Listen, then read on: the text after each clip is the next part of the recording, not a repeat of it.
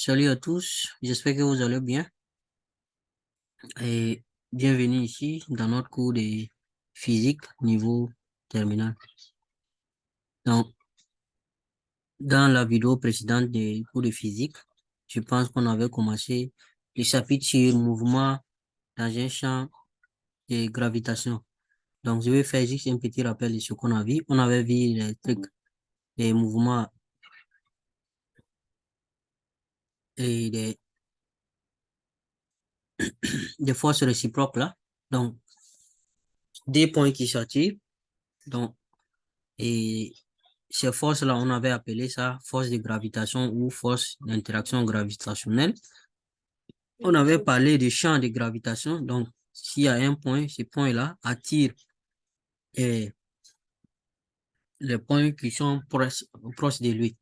Donc, ce champ-là, c'est le champ de gravitation qui est généré par le point qui est là, M. Et en fonction de la distance, et la force de gravitation là va varier. Donc, on avait donné la formule, la force de gravitation. Et ici, les champs de gravitation, ici, G qui est là, G qui est là. Donc, égal à la constante ici, multiplié par la masse PM chez les rayons au carré. Donc, on avait parlé pour les champs de gravitation pour la Terre, vous voyez. Donc, G, les G là, les champs vont changer en fonction de la distance. Si vous êtes à la surface de la Terre, le G0, sa valeur n'est pas pareille que si vous partez loin, si vous êtes éloigné de la surface de la Terre.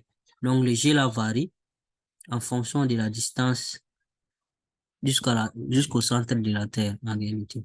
Donc, voici pourquoi on a G1 ici, G2 ici, G3, parce qu'ils ne sont pas pareils. Mais seulement celui qui est chose, à la surface de la Terre, là, c'est celui qu'on a appelé G0, qui est là. Et c'est ce que vous connaissez. Et 10 ou bien 9,98. Donc, les champs créés à la surface de la Terre, là, c'est ça, comme ça. Et la distance entre la Terre et un objet, si on prend cette distance Z, il faudra ajouter les rayons de la Terre pour faire la distance totale. Donc, rayon au carré, et vous allez avoir G fois M, masse de la Terre, ou bien vous utilisez cette formule pour avoir l'attraction. Et je pense qu'on avait vu les mouvements de chute libre. Chute libre sans vitesse initiale. Et en fonction de cette loi-là, somme des forces égale à MA. Et on est arrivé à montrer que A, accélération égale à G. Donc, et pour le chute libre sans vitesse initiale, on arrive à scinder ça comme ça. On arrive à avoir l'équation finale qui est là. Moins 1 demi de GT carré. Maintenant, pour une chute libre avec une vitesse initiale qui fait un angle alpha avec l'horizontale, par exemple ici. Donc, on a vu que l'équation va donner ça en faisant les projections de A, accélération égale à G, sur les différents axes. Voilà, on arrive à trouver que le mouvement se passe dans un plan d'abord, et voici l'équation. L'équation en supprimant, on cherche T ici, et on remplace ici pour avoir cette équation. Donc, on a parlé de la portée, je pense, et d'abord du sommet, les sommets S là, c'est-à-dire la flèche, ici. Donc, son coordonnées, c'est l'axe X là. C'est ça qu'on appelle la flèche. Donc, S, coordonnées sur l'axe Z, c'est ça qu'on appelle la flèche. C'est ça, les Z là, cette distance. Donc, il suffit juste de dire que la vitesse au niveau de ces points-là, elle a une seule composante. Et c'est la composante horizontale seulement qui existe. La composante verticale là, elle est nulle. Donc, on pose VZ égale à 0 et on tire T dedans. Et c'est T là, on vient, on remplace dans l'équation Z et on obtient, voilà, l'équation de la trajectoire, quoi. C'est l'équation qui est la ZX. Donc, si vous remplacez, vous allez avoir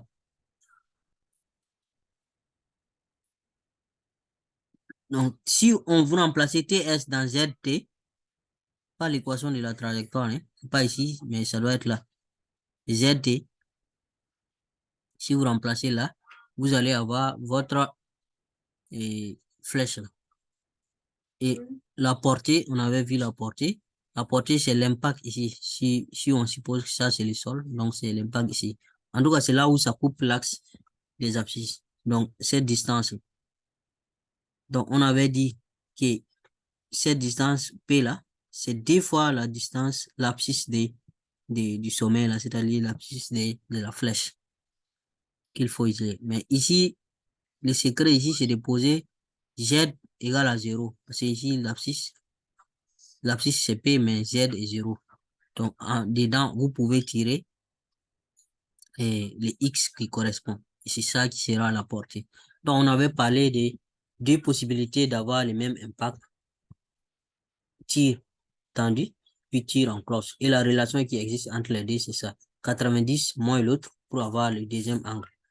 Maintenant, le maximum, la portée maximale s'obtient quand on fait un tir avec un angle de 45 degrés. Je pense que c'est là on avait arrêté la fois passée.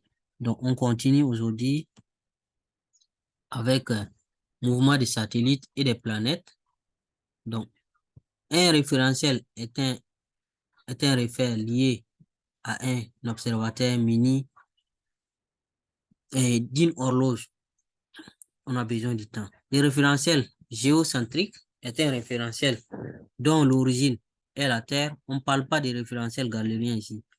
Je viens de dire géocentrique. Donc, l'origine est le centre de la Terre et les 3 axes là pointent vers des étoiles lointaines qui apparaissent fixes.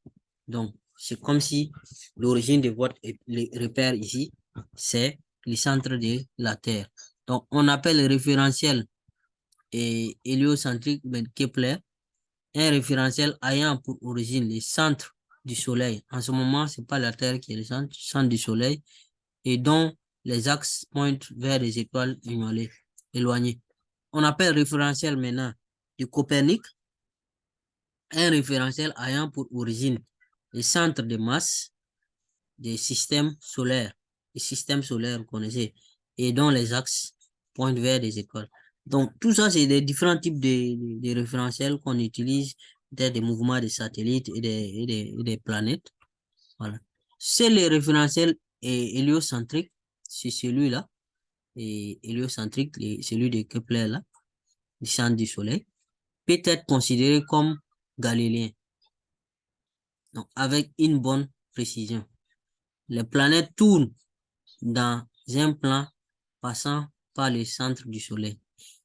Les satellites d'une planète tournent dans un plan passant par son centre.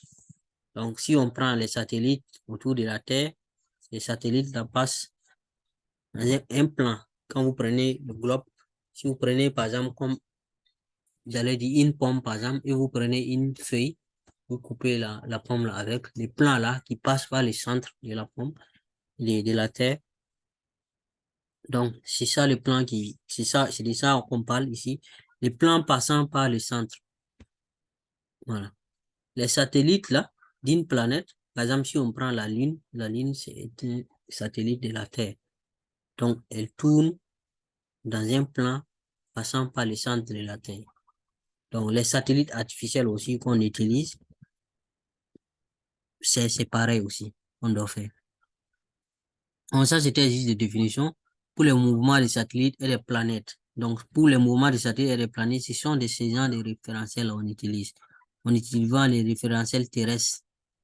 Voilà. Donc, dans l'approximation circulaire du mouvement d'une planète autour du Soleil par rapport au repère héliocentrique, c'est-à-dire le centre, c'est le Soleil, ou d'un satellite d'une planète par rapport au repère planétocentrique et uniforme. Donc, si on prend ici Par exemple, S, on peut dire soleil. Vous voyez, on prend un point ici. Donc, la force d'attraction de S sur notre objet ici, notre point matériel ici. Donc, ça tourne autour, si je prends ici le soleil, par exemple, ici, et la Terre qui tourne autour du soleil. Si je dis que ça, c'est la Terre, elle tourne comme ça. Donc, F qui est là, qui est perpendiculaire peut-être au déplacement. On a vu ça dans les chapitres précédents. Donc, F ici, et puis le déplacement, vous voyez, un déplacement élémentaire. Donc, le travail W, le delta W, un travail élémentaire, ça fait F fois le déplacement élémentaire. Donc, ce sont des vecteurs. Et on a vu dans les chapitres précédents que ça, c'est F fois L fois cosinus entre les deux angles, les deux là. Donc, comme c'est perpendiculaire, ça veut dire que un angle de 90 degrés, le cosinus, ça veut dire c'est 0. Donc, c'est pour cela que ici, là, le travail là est nul. Le travail élémentaire est nul. Donc, la vitesse est constante alors que le mouvement est uniforme. Alors, le mouvement est uniforme parce que la vitesse est constante. D'après le théorème du centre d'inertie appliqué à un satellite de la Terre de masse M, voici ce qu'on a. Donc, F égale à somme des forces totales égale à MA. Alors que la force là, la force, on vient de dire, de définir la force là.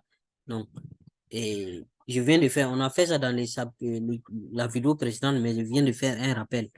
C'est G, M, la D, M, la D masse. Parce qu'on parle de la Terre ici, la Terre de masse M, et satellite de Terre. C'est le satellite là qui a masse petit m. La Terre elle-même, c'est la masse mt. Donc, on multiplie les D et le rayon de la Terre plus la distance entre les satellites et la Terre, il y en a plus les rayons de la Terre au carré. Donc, le G là, c'est la constante gravitationnelle. Voilà. Donc, ça, c'est pour avoir la valeur de la force. On ne parle pas du travail. Hein. Le travail, on a déjà estimé, c'est 0. Maintenant, on parle de la force elle-même.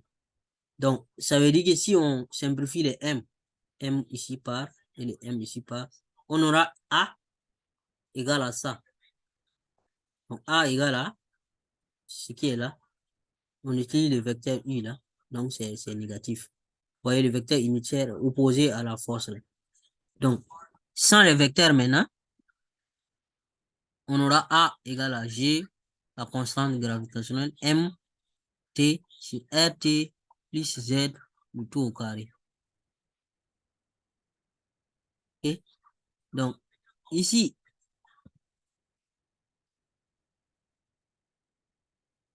et ça égale à V carré sur RT plus Z au carré. Maintenant, pourquoi ça égale à ça en réalité? Donc, comme c'est un mouvement circulaire, on a vu que la vitesse, pardon, l'accélération dans un mouvement circulaire, c'est quoi? C'est cette formule-là, on a vu. Donc, on peut poser que A égale à ça, égale à ça. Donc, à partir de ça, on peut tirer V. Et si l'accélération égale à ça, quand on a vu la cinématique, on a parlé de mouvement circulaire, là, vous vous rappelez?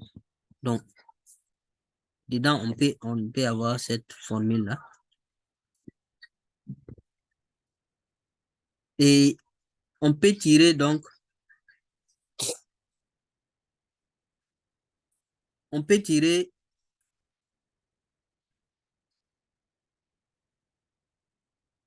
vitesse dedans. Donc, on obtient V égale à G, MT. C'est ça. Juste en faisant le produit croisé, on peut avoir V. Et on porte racine à la racine carrée. On tire V carré d'abord. On tire V, V carré d'abord. Et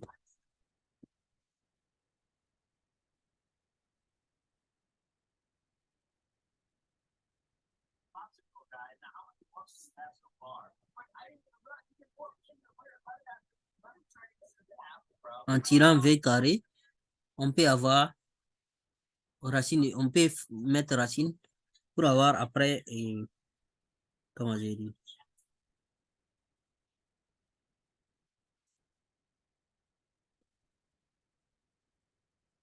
pour avoir après le V là, en faisant ici, G, MT, RT plus Z. Et le vecteur accélération de la planète par rapport au repère héliocentrique ou d'un satellite par rapport au repère propre de la planète est égal au vecteur champ de gravitation. Donc l'accélération là est égale à vecteur champ de gravitation. Et la période de révolution là est le temps mis pour effectuer un tour complet de l'orbite. Donc T, la période pour faire un tour. Voilà, D pi R plus Z. Puisqu'on a d'abord R, période, c'est comme si on disait circonférence d'un cercle. Par exemple, périmètre d'un cercle, ça fait D pi R. On est d'accord? D pi R. Maintenant, les R ici, vous voyez déjà les D pi.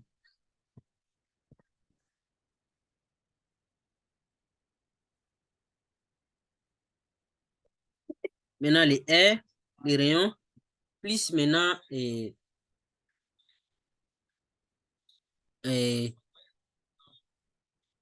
j'allais dire la distance entre la surface de la Terre, ben, surface je sais pas, de la planète ou peu importe, et qui est au centre, et l'objet. Donc, ici, on a RT, ça veut dire que c'est rayon de la Terre, ça veut dire que c'est la Terre qu'on utilise. Donc, la distance, les rayons de la Terre, plus la distance entre la Terre et les satellites, par exemple. Donc, c'est ça qui fait, c'est comme si c'est un grand cercle avec ces rayons-là. Rayon de la Terre plus la distance. Maintenant, ça fait la distance. Donc, vous voyez que cette distance divisée par la vitesse, vous gagnez le temps mis pour faire un tour. Puisque vitesse égale à distance, c'est temps, non? Donc, le temps là égale à distance, c'est-à-dire le périmètre, ça c'est le périmètre là, que vous divisez par vitesse. Vitesse qu'on vient juste de calculer ici. Donc, c'est ce qui vous donne la période là, qui est là. Énorme, hein? Donc, le temps qui sépare des passages consécutifs, un passage, deuxième passage, du soleil à la verticale du lieu et les jours habituels, et 24 heures. Donc, deux passages pour que le soleil repasse à la même position, 24 heures. Le temps mis par la Terre pour effectuer un tour complet sur elle-même, c'est-à-dire on a dit que la Terre tourne autour du soleil et sur elle-même. Ça fait 23h54 minutes en nombre de secondes, c'est ça. Donc, en ce moment, voici la formule T égale à 4 pi carré sur G MT R T au cube. Ça, c'est la troisième loi de Kepler. J'ai utilisé ça. Et les carrés des périodes de révolution des planètes autour du Soleil, la planète Terre qui tourne autour du Soleil, là. Donc, la période, quand vous prenez la période, c'est-à-dire T, vous la portez au carré, c'est-à-dire sont proportionnels. Ça, c'est la période là au carré, là, elle est proportionnelle au cube, le cube qui est là, cube des rayons des trajectoires circulaires. On n'a pas dit rayon de la planète, hein, rayon de la trajectoire. Donc, si vous prenez la Terre qui tourne autour du Soleil, ou encore des satellites qui tournent autour des planètes, c'est-à-dire par exemple la ligne qui tourne autour de la Terre, ou bien les satellites artificiels là, qui tournent autour donc si on prend un satellite qui tourne autour de la Terre, les périodes de ces satellites, du satellite, quand on porte ça au carré, c'est proportionnel au rayon de la trajectoire. Le rayon de la trajectoire sera la distance entre la surface de la Terre et les satellites, plus les rayons de la Terre. C'est ça qui fait les rayons de la trajectoire. Donc, c'est ces rayons-là, ok. Donc, le petit R qui est là, c'est comme si, en ce moment, ça va être R de la Terre plus la distance Z entre les satellites et la surface de la Terre pour avoir ça.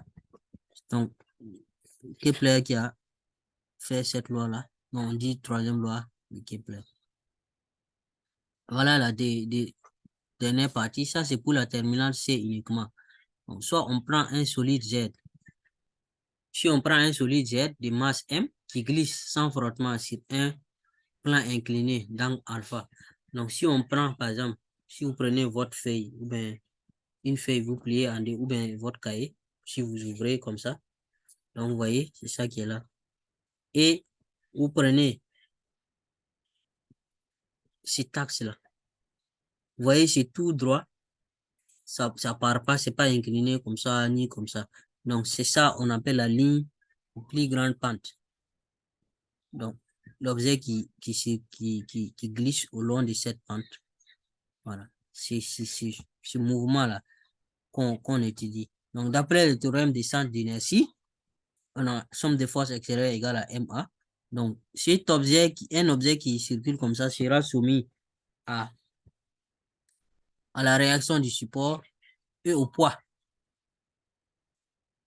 Voici l'exemple. Donc, ça, c'est à peu près ça qui est là, avec alpha qui est là. Donc, la réaction du support plus le poids qui sera comme ça. Donc, ici, en faisant la projection dans ce repère, où IJ, K, le I là est un repère qui est confondu avec le plan là. Donc, J qui est là, I qui est là. Non, ça c'est J et ça c'est K. Donc, en faisant la projection, ici, les sommes de forces, on a dit que c'est P et puis R, non? Voilà. Donc, si on projette sur axe I, tout va être 0. Parce que ça ne se passe pas sur l'axe I. Ça dépend. Il faut voir les axes qu'on vous a donnés.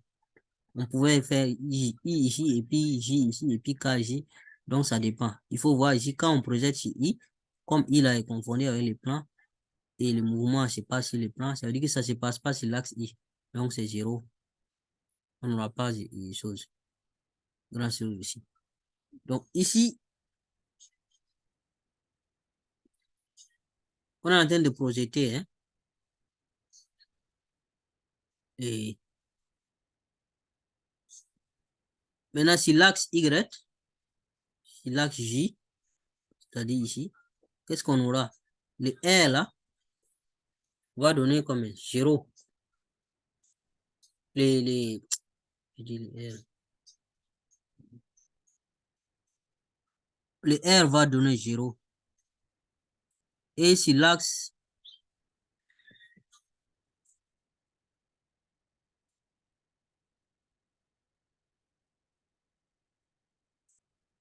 hmm, 0 plus, ça c'est pour, on prend pour R d'abord, et celui-là c'est pour le poids. Ça c'est pour la réaction, et ça c'est pour le poids. Donc, si on prend pour la réaction, ici, sur l'axe des abscisses, sur l'axe I là, la réaction est nulle. Sur l'axe J aussi, la réaction c'est 0 si on projette. Par contre, sur l'axe K, vous voyez R avec K, c'est même direction. Donc, ça sera R. OK. Maintenant, ça, c'est on a fini avec R plus. Le plus qui est là, c'est ça qui est là. P, maintenant, on prend P. P sera comment? Si l'axe de I là, ça va être 0. Par contre, si l'axe J et puis K, on fait les deux composantes. Voici ici. On aura alpha. L'angle alpha qui est là, c'est ça qui revient là ou bien là. Donc, ça sera opposé à K, forcément. Et opposé à J. Vous voyez, non? Parce que ça sera ça et puis ça. Ou bien vous voulez encore, et ça sera ça ici, ce sens, et puis ce vecteur. C'est la somme des deux qui va donner P. Donc, vous pouvez partir comme ça à comme ça. Voilà. La tête de la flèche sera là. La tête de la flèche sera là. C'est le mouvement est en train de faire comme ça. Donc, ici, si l'axe J là, ça va faire moins mg sinus alpha. Côté opposé. Voilà. Si cette valeur de ça, c'est l'angle alpha sera là. Maintenant, l'autre, ça fait moins mg cosinus alpha. Donc, c'est en additionnant les deux qu'on aura notre accélération là. R plus P qui fait MA. Donc, R plus P égale à M et puis A. A maintenant, on décompose AX, AY, AZ. Donc, les solides ne décollent pas du plan. Donc, AZ égale à 0. Donc, tout se passe dans ce plan-là. Donc, ça veut dire que l'accélération au niveau de 0, là, des Z là, c'est 0. Donc, ça, c'est égal à 0. Donc, qu'est-ce que ça veut dire?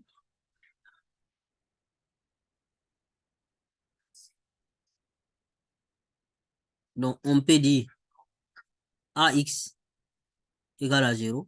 L'accélération au niveau de X là, égale à 0. Ça, c'est normal, puisque le plan là, le plan, c'est ici. Et l'accélération au niveau des Z, le solide là ne part pas dans ce, ne fait pas comme ça. Ça ne se décolle pas de ce plan là. C'est seulement dans ce sens-là que l'accélération change. On est d'accord? L'accélération change uniquement dans ce sens. L'accélération, dans ce sens-là, l'accélération ne varie pas. Donc, c'est pour ça que AZ égale à 0. Donc, finalement, ce qu'on a, c'est M 0 plus mg sinus alpha égale à M pi fois AY. Donc, dedans, on peut tirer AY en simplifiant les M et les M. C'est tout ce qui va rester. Ça va faire mg sinus alpha. Donc, c'est ça qu'on a écrit ici. Lorsqu'un solide glisse sans frottement sur un plan incliné d'angle alpha par rapport à l'horizontale, le vecteur accélération de son centre d'inertie est constant, parallèle aux lignes de plan de plus grande pente. C'est cette ligne-là, la ligne de plus grande pente, là, c'est cette ligne. Donc, orienté vers le bas, et la valeur, c'est ça. G sinus alpha. Le fait de dire orienté vers le bas, là, ça vous permet de savoir, en fonction de votre repère, si c'est négatif ou bien si c'est positif. Voilà. Dans notre cas ici, c'est négatif. Dans le cas précédent, je vais dire, c'est négatif puisque K est vers le haut. Et I là est comme ça. Je parle des K, mais pas des K. C'est les I là, c'est les J là. Comme ça, alors que le mouvement était là. Donc, vers le bas, donc ça sera forcément négatif. À l'instant initial, on suppose que le soleil, que le solide est lancé en haut avec une vitesse V0 faisant un angle alpha, un angle bêta avec l'horizontale, cet angle-là. Donc ici, le solide qui est lancé ici. Donc on aura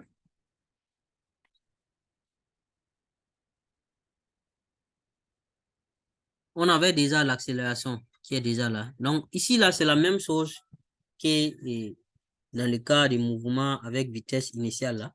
Sauf qu'ici, les G changent de valeur. Les G sera moins G sinus alpha. Sens opposé. Donc, en faisant l'intégration, voici ce qu'on aura. Sur l'axe X, Vx, on intègre A pour avoir V. Vx, ça sera juste une constante. Donc, la constante, c'est ici, là. On aura V cosinus alpha. Donc, en fonction de cosinus bêta, pardon, en fonction de l'angle, là. Ici. Maintenant, la composante Y, là, on intègre ça, on aura moins G sinus T, sinus alpha T, plus maintenant à l'initial, à l'origine, initialement, le V initial, c'est V0. Ici, la composante d'ici, ça fait V0 sinus bêta en ce moment.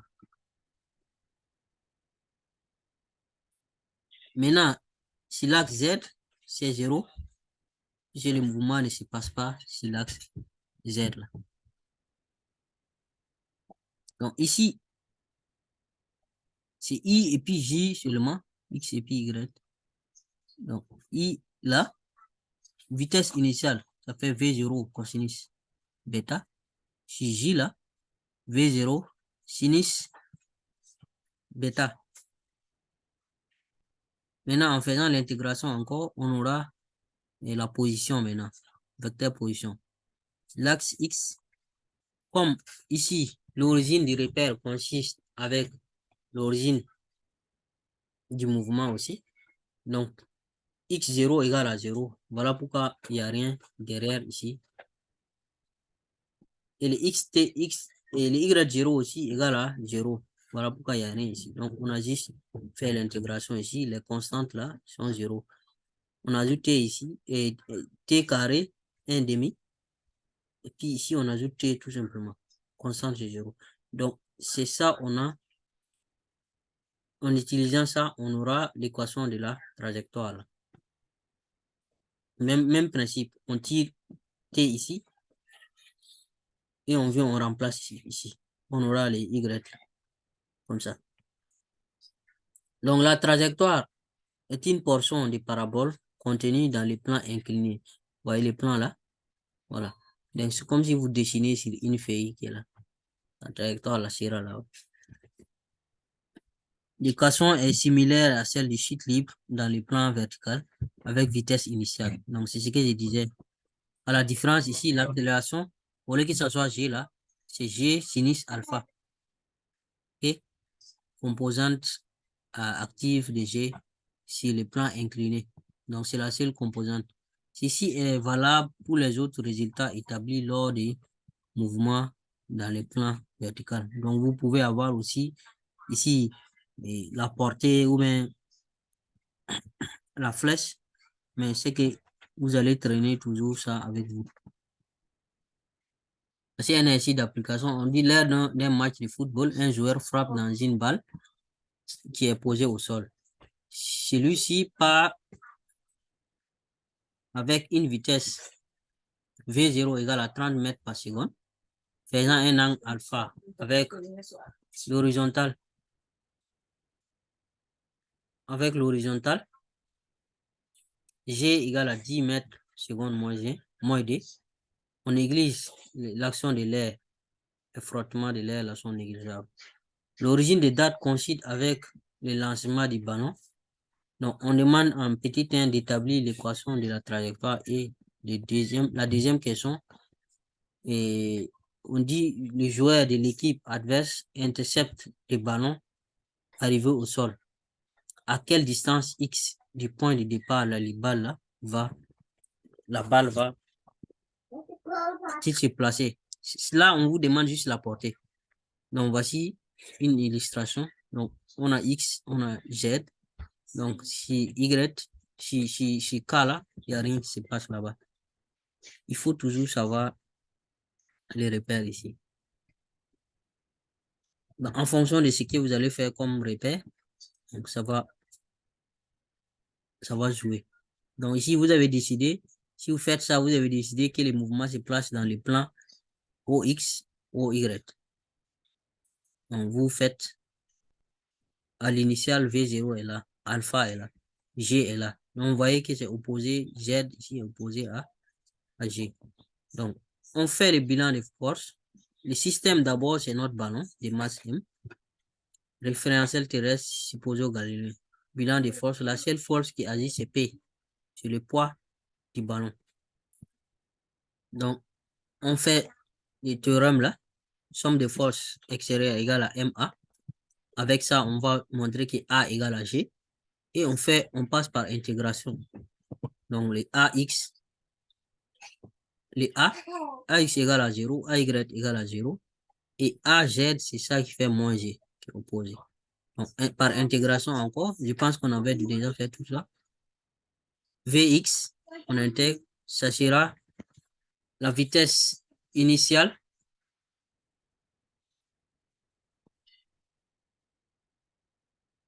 La vitesse initiale, composant de la vitesse initiale.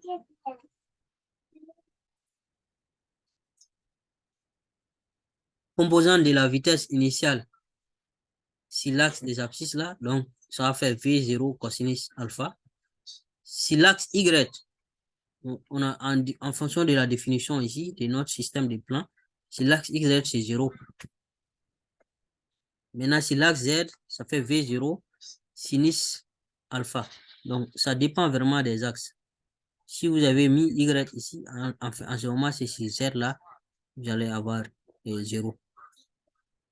Donc, on fait par intégration encore, intégration par intégration, on gagne la position X, Y. Maintenant, en remplaçant le T, on tire T ici, ça va faire X divisé par V0 cosinus alpha.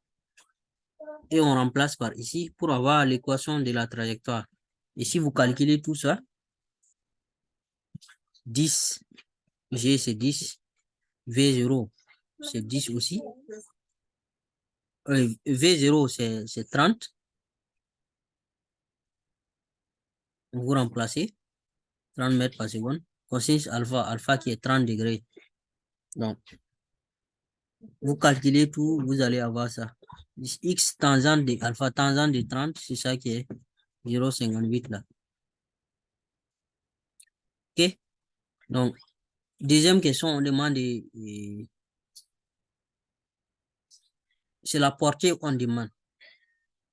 À quelle distance X, on a 0 ici, à quelle distance X entre l'origine et puis le point de chute là, quelle est la distance? C'est juste la portée. Donc, la portée, on pose Y égale à 0. La composante Y là est égale à 0. Mais dans notre cas ici, c'est Z qu'on doit poser égale à 0. Cette composante sera nulle ici. D'accord? C'est X seulement qui aura une.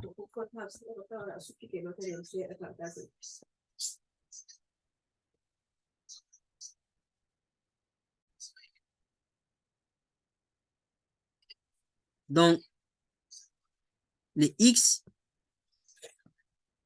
si vous tirez X, vous allez avoir V0 carré sinus d alpha sur G.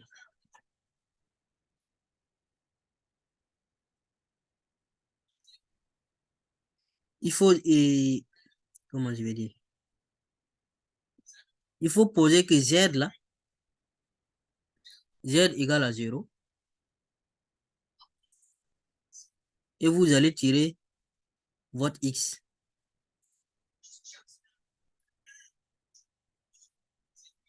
Et vous allez avoir ça. V0 sinus d alpha sur G.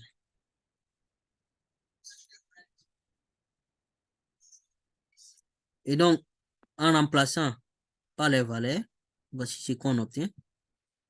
Et finalement, on obtient 34,64 mètres. Donc, le ballon là-bas tombé à 34,64 mètres de l'origine. Je pense que c'est tout. On va s'arrêter là. Merci beaucoup. On se donne rendez-vous pour la prochaine vidéo.